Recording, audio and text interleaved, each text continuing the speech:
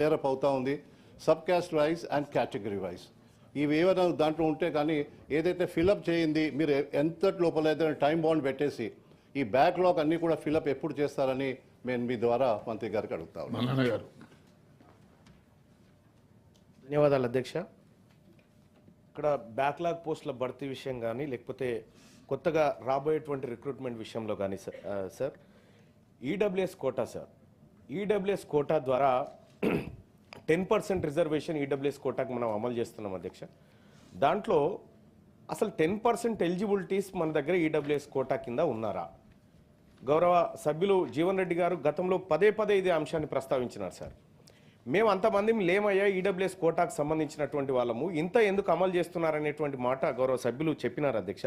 So ఇటీవల భర్తీ చేసిన వాటి 50,000 ఉద్యోగాల విషయంలో రాష్ట్ర ప్రభుత్వానికి కృతజ్ఞతలు తెలియజేస్తూనే ఇందులో ఈడబ్ల్యూఎస్ కోటాకు ఎక్కువ అమలు చేయడం వల్ల ఇందులో బీసీ ఎస్సీ ఎస్టీలకు రావాల్సినటువంటి ఉద్యోగాల విషయంలో కొంత నష్టం జరుగుతుందనే విషయాన్ని సభ దృష్టికి తెస్తా ఉన్నాం అధ్యక్ష. అలాగే ఇప్పుడు రాబోయేటువంటి వాటిలో కూడా జబల్పూర్ హైకోర్టు అధ్యక్ష కేసు నెంబర్ 9692 ఆఫ్ 2021లో వాళ్ళు కేసు వేస్తే మొన్న అధ్యక్ష ఎక్కడ 2024లో తీర్పిస్తూ మొత్తం 100% ఉద్యోగాలు ఉంటే దాంట్లో 50% ఉద్యోగాలు రిజర్వ్డ్ పోగా మిగిలిన 50లోంచి 10% ఈడబ్ల్యూఎస్ వరకు తీసుకోవచ్చు అని చట్టం చెప్తుంది అధ్యక్ష.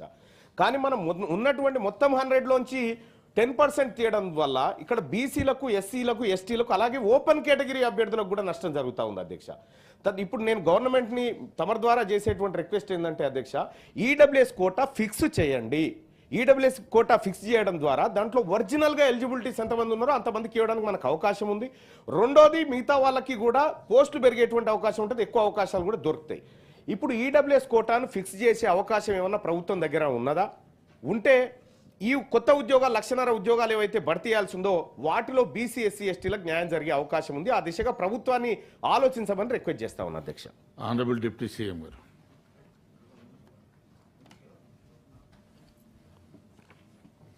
అధ్యక్ష, ఈ ప్రభుత్వం పెద్దలు జీవన్ రెడ్డి గారు చెప్పినట్టు రాష్ట్రం తెచ్చుకున్నదే ఉద్యోగాల కోసం.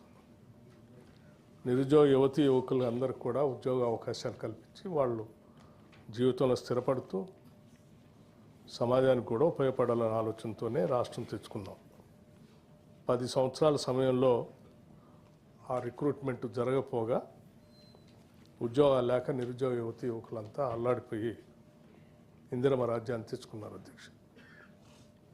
తెచ్చుకున్నటువంటి సందర్భంగా నిరుద్యోగ యువతీ యువకులందరికీ కూడా ఉద్యోగ అవకాశాలు కల్పించాలనేటువంటి ఆలోచనతోనే వచ్చిన కొద్ది సమయంలోనే ఇప్పటివరకు మేము చెప్పినట్టుగా పబ్లిక్ సర్వీస్ కమిషన్ని ప్రక్షాళన చేయటమే కాకుండా జాబ్ క్యాలెండర్ను ప్రకటిస్తూ ఉన్న ఉద్యోగాలకు సంబంధించి ఖాళీలన్నింటినీ కూడా లెక్కిస్తూ నోటిఫికేషన్ చేస్తూ ఒక కంటిన్యూస్ ప్రాసెస్ని ముందుకు తీసుకొని పోతా ఉన్నాం.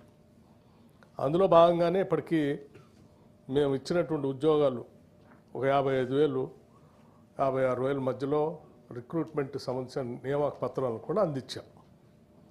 సరే మిత్రుడు గౌరవ శాసనమండలి సభ్యులు ఈ నోటిఫికేషన్ ఎప్పుడు ఇచ్చారు, రిక్రూట్మెంట్ ఎప్పుడు చేశారని అడుగుతా ఉన్నాం. సరే మా ప్రభుత్వం వచ్చిన తర్వాత కొన్ని నోటిఫికేషన్ చేశాం, గత ప్రభుత్వ హయాంలో కూడా కొన్ని నోటిఫికేషన్ చేశారు. నోటిఫికేషన్ చేయటం అంటే రిక్రూట్మెంట్ చేయటం కాదనేది వాళ్ళ విధానాల ద్వారా స్పష్టత కూడా చూపించారు మనకి. నోటిఫికేషన్ అయితే ఇచ్చారు కానీ పరీక్షలు కండక్ట్ చేయకుండా గాలికి వదిలేశారు. ఉదాహరణ చిన్న శాంపిల్ చెప్తాను. ఉదాహరణకి గ్రూప్ 1 సంబంధించి నోటిఫికేషన్ ఇచ్చారు అధ్యక్ష. 10 సంవత్సరాలు ఒక్కసారి కూడా గ్రూప్ 1 సంబంధించి పరీక్షలు నిర్వహించలేదు. మరి నోటిఫికేషన్ ఇచ్చాము, అప్పుడు ఇచ్చారా ఇప్పుడు ఇచ్చారంటే అప్పుడు ఇచ్చారు నోటిఫికేషన్, కానీ పరీక్షలు నిర్వహించారు, రిక్రూట్మెంట్ చేయలేదు. అట్లా చాలా నోటిఫికేషన్ ఇచ్చారు కానీ పేరుకి నోటిఫికేషన్ ఇచ్చారు కానీ రిక్రూట్మెంట్ లేదు. కానీ ఈ ప్రభుత్వం వచ్చిన తర్వాత అలా నోటిఫికేషన్ ఇచ్చిన పాత ఏమైనా ఉన్నా కానీ మళ్ళీ కొత్తవి కూడా కలిపి ఇమ్మీడియట్గా ఎటువంటి ఇబ్బందులు లేకుండా వాటన్నిటినీ సాఫీగా పరీక్షలు జరిగేటట్టు చేయటమే కాకుండా నియామక పత్రాలు ఇచ్చేంతవరకు కూడా కంటిన్యూస్ ప్రాసెస్ చేసుకుంటూ వచ్చాం. ఉదాహరణకి ఈ గ్రూప్ 1 సంబంధించి ఈ ప్రభుత్వం వచ్చిన తర్వాత కూడా నోటిఫికేషన్ ఇచ్చి పరీక్షలు పోతా ఉంటే కొద్దిమంది కావాలని ఆ 10 సంవత్సరాల్లో లాగానే ఈసారి కూడా గ్రూప్ 1 పరీక్షలు జరగకుండా ఉండాలనేటువంటి ఉద్దేశంతో కొద్దిమంది కోర్టుకు పోయి దాన్ని ఆపటం కోసం కూడా ప్రయత్నం చేశారు. కానీ అలా జరగకుండా మేము చాలా స్పష్టంగా మీ ఇచ్చిన ప్రకారం డేట్ ప్రకారం కంపల్సరీ జరుపుతామని చెప్పి జరపటం అయింది.